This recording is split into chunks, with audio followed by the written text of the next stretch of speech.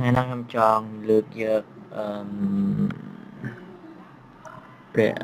កាលទាំង12ចំណុចទៅដល់ past simple ដែល VS ជាមួយនឹង past continuous នៅក្នុងសៀវភៅ TOEFL ពណ៌លឿងនេះគ្រាន់តែជាការសង្ខេបឬក៏ review តិចតួចសម្រាប់ការប្រឡងសៀវភៅពណ៌លឿងនេះហើយថ្ងៃនេះយើងសិក្សាអំពី past simple ដែលប្រឆាំងជាមួយនឹង past continuous ថាតើនៅពេលណាដែលយើងប្រើ past simple ហើយនៅពេលណាដែលយើងប្រើ past continuous ឥឡូវយើងចាប់ផ្ដើមសិក្សាទាំងអស់គ្នាភេទទី1យើងនឹងសិក្សាអំពី past simple past simple មានន័យថាអតីតកាលធម្មតាហើយនេះគឺជានិយមន័យឬក៏ការប្រើប្រាស់របស់ past simple គេចង់បង្ហាញអំពីគេ is used for a completed action that happened at one specific time in the past មានន័យថាត្រូវបានគេប្រើសម្រាប់សកម្មភាពដែលបានបញ្ចប់រួចជាស្រេចដែលបានកើតឡើងនៅពេលវេលាដ៏ជាក់លាក់មួយនៅក្នុងអតីតកាលអញ្ចឹងគេប្រើ past simple ដើម្បីបង្ហាញអំពីសកម្មភាពដែលបានបញ្ចប់រួចជាស្រេចពេលដែលនៅអតីតកាលហើយដែលបានកើតឡើងនៅពេលវេលាដូចជាលាក់គឺ specific time in the past. Let's sample here John went to Spain last year. អញ្ចឹង John បានទៅប្រទេសស្ប៉ាញកាលពីឆ្នាំទៅអញ្ចឹងមើលគេអាសាបខ្ទង់ទី2គឺ when មើលពាក្យពីថា go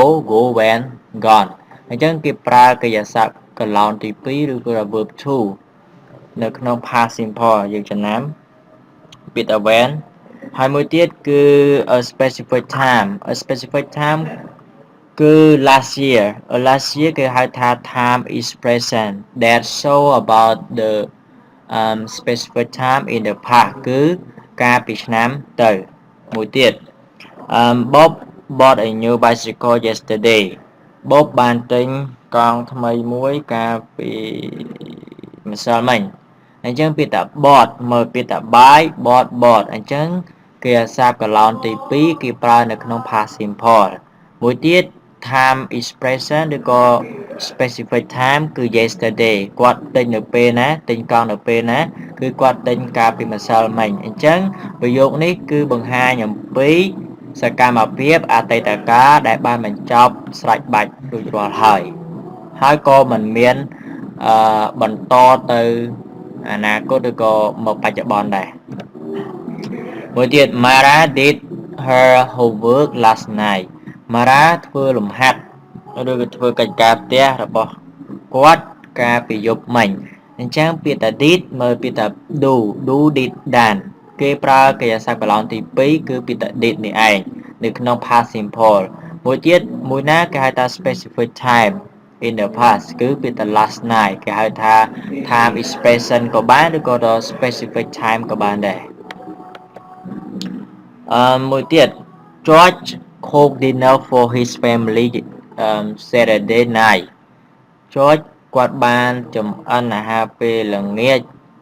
ឲ្យក្រុមគ្រួសាររបស់គាត់កាលពីយប់ថ្ងៃសៅរ៍អញ្ចឹងពាក្យថា cook គឺជាកិរិយាសព្ទខ្ទង់ទី2ដោយបន្ថែមពាក្យថា ed នេះបន្ទាប់មកយើងប្រើ time is present ដើម្បីបញ្ជាក់អំពីអតីតកាលដែលបានបញ្ចប់រួចរាល់ហើយគឺ Saturday night កាលពីយប់ថ្ងៃសៅរ៍មុនអូខេបញ្ចប់ទៅតាមការប្រើប្រាស់ past simple ហើយនេះគឺជាការប្រាប់ត្រួសអំពីការប្រើប្រាស់របស់ past simple ឥឡូវយើងមកចាប់ផ្ដើមសិក្សាទៅតាមពី past progressive ឬក៏ past continuous ថាតើគេប្រើ past progressive នៅពេលណាហើយវាខុសប្លែកទៅនឹង past simple ដូចមិនខ្លះអូខេចាប់ផ្ដើមបងប្អូនគ្នាមួយទៀត A past action was interrupted by another person ការប្រើប្រាស់ទី1គឺសកម្មភាពអតីតកាលត្រូវបានកាត់ផ្ដាច់ឬក៏ត្រូវបានរារាំងដោយសកម្មភាពអតីតកាលផ្សេងទៀតអញ្ចឹងនៅក្នុងការប្រើប្រាស់ទី1របស់ past progressive ឬក៏ past continuous ចង់បង្ហាញអំពីសកម្មភាពអតីតកាលដែរតែសកម្មភាពអតីតកាលហ្នឹងគឺត្រូវបានកាត់ផ្ដាច់ដោយសកម្មភាពអតីតកាលផ្សេងទៀតសកម្មភាពអតីតកាលផ្សេងទៀតហ្នឹងគឺសំដៅទៅលើ past simple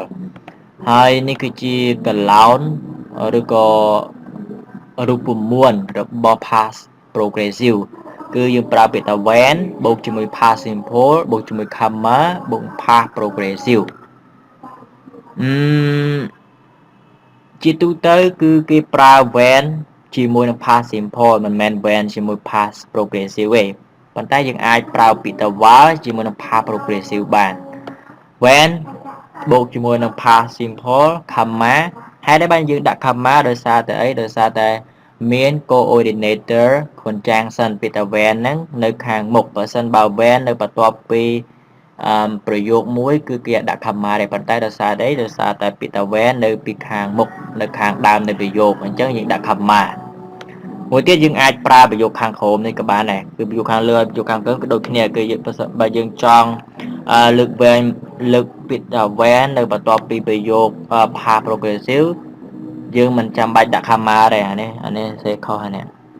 sorry យើងគ្រាន់តែលើក past progressive មកអូយអានេះបើខ្ញុំដាក់comma ទេណាមក when បូក past simple like example here when she came home she was watching TV នៅពេលដែល T បានមកដល់ផ្ទះនាងកំពុងតែមើលទូរទស្សន៍អញ្ចឹងwhen she came home នេះគេហៅថា past simple ហើយយើងប្រើពាក្យថា when ជាមួយនឹង past simple ហើយមកបានដាក់ comma ហើយដែលបានដាក់ comma ដោយសារតែនេះគឺ when នៅខាងមុខនៃប្រយោគឬក៏ហៅថា coordinator conjunction នៅពីខាងដើមនៃប្រយោគអញ្ចឹងយើងត្រូវដាក់ comma មួយទៀតគឺនេះគឺ past progressive she was watching TV អញ្ចឹងសកម្មភាពមួយណាដែលកាត់ផ្ដាច់សកម្មភាពអតីតកាលគឺសកម្មភាព past simple when she came home គឺសកម្មភាពមួយហ្នឹងគឺកាត់ផ្ដាច់នេះនៅពេលដែលឥឡូវយើងប្រែអានេះមុននាងកំពុងតែមើលទូរទស្សន៍នៅពេលដែល T បានចូលមកដល់អញ្ចឹងសកម្មភាព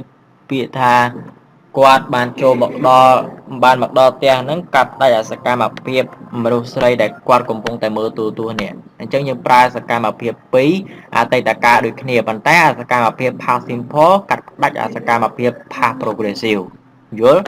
អូខេមួយទៀត she was studying when Rati knocked on the door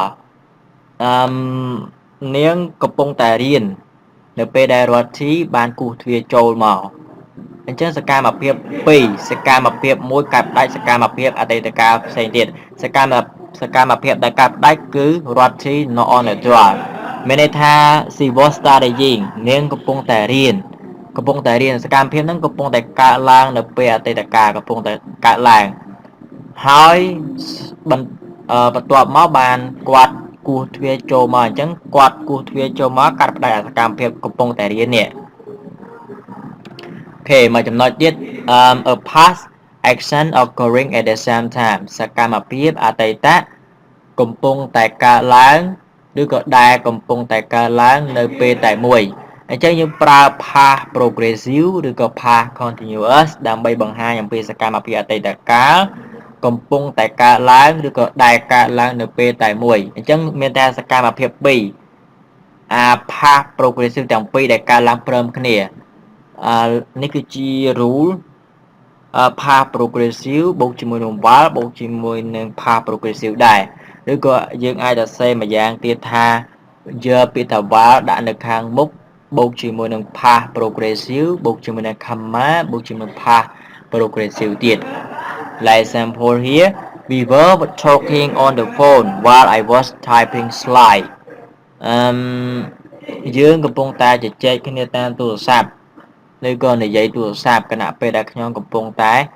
វាយនៅអត្ថបទឬក៏វាយនៅ slide អញ្ចឹងសកម្មភាពហ្នឹងអតីតកាលឯងប៉ុន្តែចង់បង្ហាញអំពីសកម្មភាពអតីតកាលកំពុងតែកើតឡើងព្រមគ្នា មែនថាគាត់កំពុងតែ